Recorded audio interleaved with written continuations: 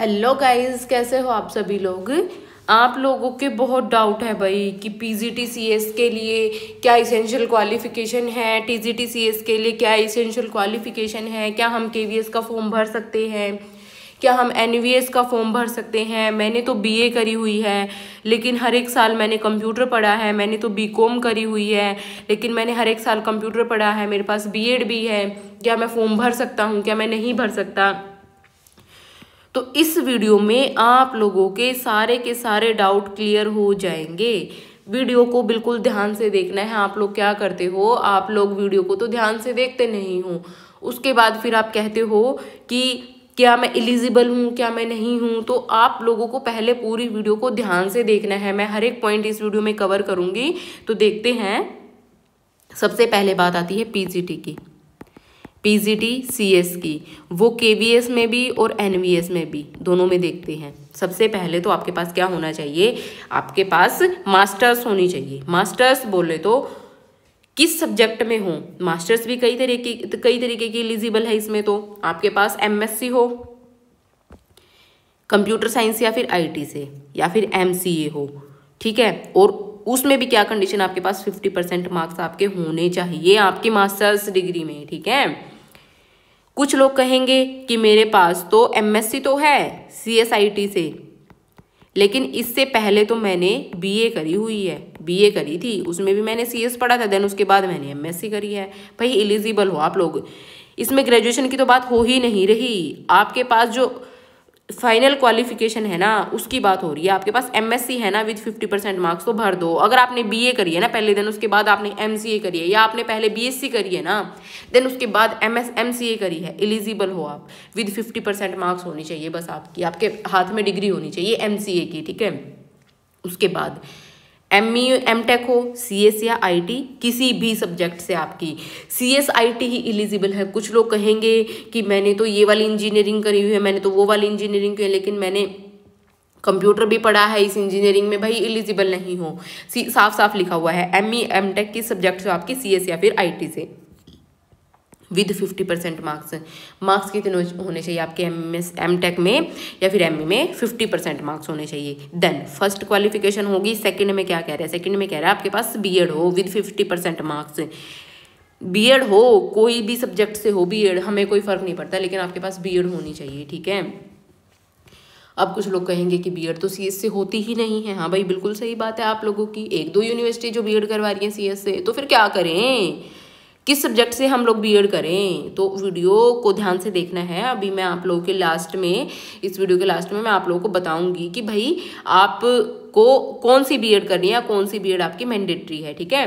तो या फिर आपके पास 3 साल की बीएड एमएड कंबाइंड कोर्स हो, या फिर आपका जो 4 साल का कोर्स होता है ना, बीए बीएड बीएससी बीएड, वो इस तरीके से होते हैं, या फिर वो हो विद 50% मार्क्स, ठीक है।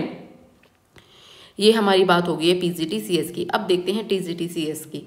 जितना पीजीटी सीएस में, जितना टीजीटी सीएस में मांगा है, इतना तो पीजीटी में भी नहीं मांगा है ना। तो टीजीटी सीएस की बात करते हैं। देखो टीजीटी सीएस में क्या है, आप लोगों के पास बीसीए हो विद 50% मार्क्स, आप एलिजिबल हो, ठीक है। देन उसके बाद ये सबसे मेन चीज़ है, इसमें आप लोग बहुत कंफ्यूज हो।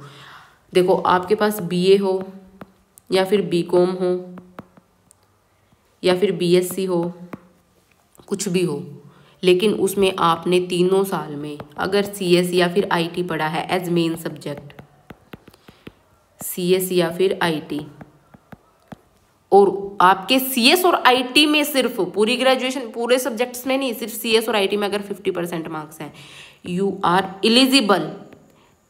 फर्स्ट आपकी जो कंडीशन है वो क्या है आपकी, बिल्कुल सही है, ठीक है। इसमें आप एलिजिबल हो।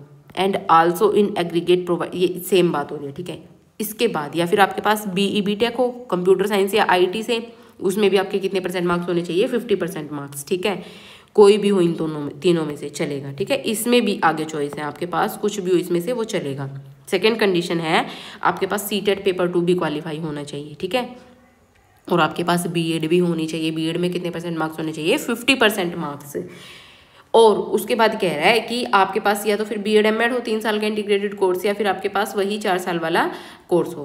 देन डिजायरेबल, ये कोई मैंडेटरी नहीं है, ये सिर्फ डिजायरेबल। आपके पास अगर एक्सपीरियंस है किसी रेजिडेंशियल स्कूल का तो यस कर दो, अदरवाइज नो कर दो, कोई फर्क नहीं पड़ेगा। और आपके पास वर्किंग नॉलेज इंग्लिश और हिंदी और इस लैंग्वेज में है तो यस कर दो, नहीं है तो नहीं कर दो, कोई फर्क नहीं पड़ता इस चीज़ से, ठीक है।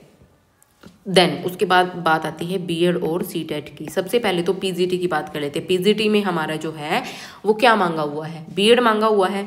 बीएड मांगा हुआ है तो देखो ये एक रिप्रेजेंटेशन थी, ये थी सिर्फ टीजीटी के रिगार्डिंग। टीजीटी के रिगार्डिंग बच्चों ने बहुत सारी रिप्रेजेंटेशन डाली थी एनवीएस को कि भाई सीटेट को हटाओ, सीटेट को हटाओ, बीएड को हटाओ। तो उसके रेफरेंस में उन्होंने लेटर लिखा था मिनिस्ट्री ऑफ एजुकेशन को। तो मिनिस्ट्री ऑफ एजुकेशन ने क्या जवाब दिया था, क्या जवाब दिया था मिनिस्ट्री ऑफ एजुकेशन ने कि भाई देखो पीजीटी के लिए अगर आपके पास ये सारी क्वालिफिकेशंस हैं जो भी हमने बताई हैं, डिस्कस करी हैं, पीजीटी में अगर आपके पास ये सारी क्वालिफिकेशंस हैं, ठीक है, उसके बाद देन आपके पास बीएड है। बीएड आपकी किसी भी सब्जेक्ट में हो, चाहे आपकी एसएस में बीएड हो, चाहे आपकी कंप्यूटर में बीएड हो, चाहे आपकी मैथ एंड साइंस में बीएड हो, ठीक है, मैथ एंड साइंस में बीएड हो, बीएड होनी चाहिए बस आपके पास, किसी भी सब्जेक्ट से हो, चाहे दुनिया जहान का कोई सा भी सब्जेक्ट हो, लेकिन आपके पास यहाँ पे ये सब्जेक्ट्स होने चाहिए, ठीक है। और बीएड किसी भी सब्जेक्ट से हो देन यू आर एलिजिबल। अगर आपके पास ये सारी डिग्री है तो जाके आंख बंद करके एकदम फॉर्म भर दो, कोई भी आपको नहीं रोक सकता है, ठीक है। टीजीटी के लिए बात है बीएड की और सीटेट की, वही सेम बात है। बीएड आपके पास किसी भी सब्जेक्ट से हो, दुनिया जहान के किसी भी सब्जेक्ट से चलेगा, ठीक है, लेकिन जो सीटेट है आपके पास, सीटेट किस सब्जेक्ट से होना चाहिए। अगर आप मैथ एंड साइंस के टीचर बनने जा रहे हो तो मैथ एंड साइंस से आपका हो, ठीक है, लेकिन आप सोशल स्टडीज़ के टीचर बनने जा रहे हो तो सोशल स्टडीज से आपका सीटेट हो। इसके अलावा आप किसी भी सब्जेक्ट के टीजीटी लगने जा रहे हो, किसी भी सब्जेक्ट के, मतलब किसी भी सब्जेक्ट के, ठीक है, तो आप ऑप्ट कर सकते हो, मैथ एंड साइंस को भी आप ऑप्ट कर सकते हो फॉर टेट, फॉर सीटेट, ठीक है, या फिर आप एसएस को भी ऑप्ट कर सकते हो, आपकी मर्जी है वो। अगर आपके पास ग्रेजुएशन में आपके पास सीएस था 3 साल में एज मेन सब्जेक्ट और उसमें 50% मार्क्स हैं, ठीक है, या फिर आपके पास बीसीए है, या फिर आपके पास बीई बीटेक है, ठीक है, एंड आपके पास बीएड है, बीएड किसी भी सब्जेक्ट में हो, किसी भी सब्जेक्ट में, मतलब किसी भी सब्जेक्ट में हो, ठीक है, वो भी चलेगा। देन उसके बाद बात आती है सीटेट की। सीटेट आपका किस सब्जेक्ट में होना चाहिए। देखो मैथ एंड साइंस के लिए तो इन्होंने क्या ही दिया, ये होना चाहिए। सोशल स्टडी के लिए इन्होंने ये कह दिया फॉर एनी अदर सब्जेक्ट, तो सीटेट आपके पास या तो मैथ एंड साइंस में हो, या फिर आपके पास एसएस से सोशल स्टडी से सीटेट हो, आपका वो भी चलेगा, ठीक है। और ये मैंडेटरी है, मिनिस्ट्री ऑफ एजुकेशन ने सीधा सीधा कह रखा है कि मैंडेटरी है, टेट मैंडेटरी है, क्योंकि एनसीटी की गाइडलाइंस है कि अगर आपको बच्चे को 6 to 8 क्लास पढ़ाना है तो उसके लिए टेट मैंडेटरी है, ठीक है। तो आई होप आप लोगों के सारे डाउट क्लियर हो गए होंगे और वीडियो को आपने ध्यान से देखा होगा। अगर आप लोगों को समझ में नहीं आया है तो आप लोग एक बार दोबारा फिर से वीडियो को देखो, आप लोगों को समझ में आ जाएगा। मैंने बहुत क्रिस्टल क्लियर एक एक चीज़ आप लोगों को समझाई है, ठीक है गाइज, बाय, टेक केयर।